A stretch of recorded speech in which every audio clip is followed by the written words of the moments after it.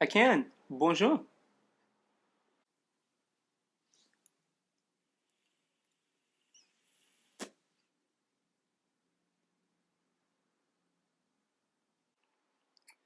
Sure. I guess I would define myself as a 20th century French philosopher and historian. Most of my work actually was trying to forensically criticize the modern bourgeois capitalist state. Um, yeah, and a lot of that was investigations of power. And I had a lot of actually early success kind of in upper class Parisian circles. And most of what my work was doing was criticizing institutional power, whether that be prison systems, psychiatrists, doctors, hospitals, other state organizations of that sort. So, yeah. And, another thing I should mention is that my work has still enjoyed so much popularity, particularly among the humanities and social sciences. So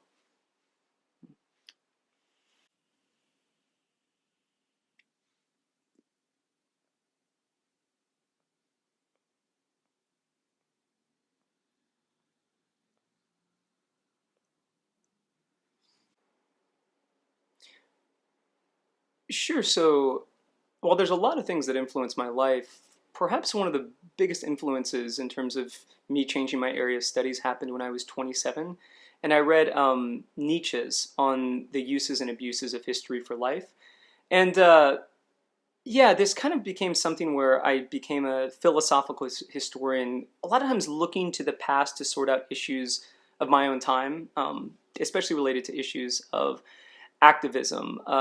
Nietzsche, particularly in that essay, really dismantles the notion that history is just this thing that's a record of facts that we as an audience should just passively take in.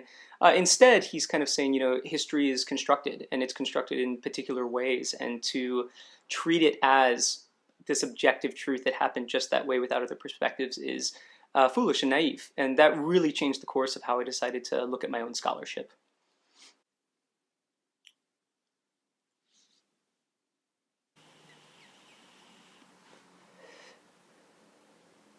Yeah, I would say the first publication I had that really had a massive uptake and good success was Madness and Civilization. Um, Kind of what I was trying to do here was challenge prevalent notions circulating, that modern society treated those with mental illness better. A lot of what my work was trying to do was to look back at historical periods like the Renaissance, which, by and large, I argue was a far better place for those considered mad. So yeah, it was a lot of deconstruction, working on dismantling notions of humane power that supposedly psych wards and things like that, and how we treat mental illness exist today. Um, and then where would I go with after that? I think the next one I would say would have to be The Birth of the Clinic. I published that in, what was the year? 63. And in this, I was just kind of targeting the medical field in a broader capacity, challenging the idea that we in our medical fields have somehow become more humane. One of the central ideas I had in here was something called the medical gaze.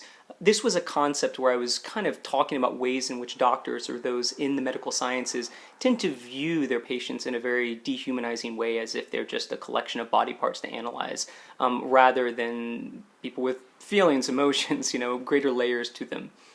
Yeah, yeah.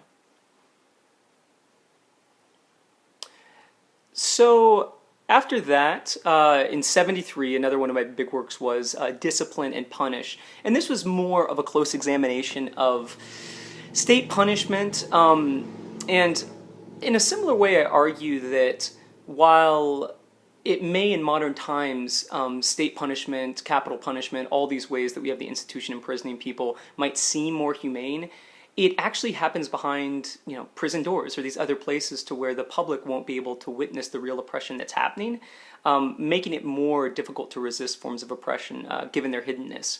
And then, for the last part of my life up until I died, but now I'm cryogenically, back. So how?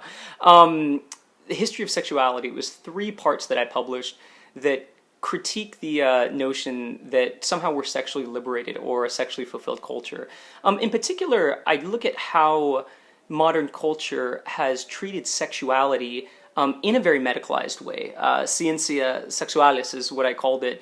And I kind of say that this isn't an ideal place and that we should look at other past cultures, in particular Rome, ancient Rome, China, and Japan, where there was more of a sense of ars erotica, whereby the goal of sex was more than maximizing, or was more than just medicalizing sex. It wasn't that way at all. It instead was designed to increase the maximizing pleasure that can be achieved with sexuality. So,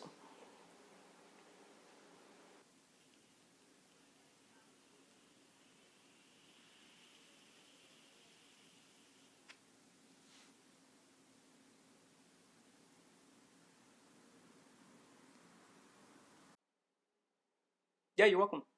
Yeah, are there any questions anyone has?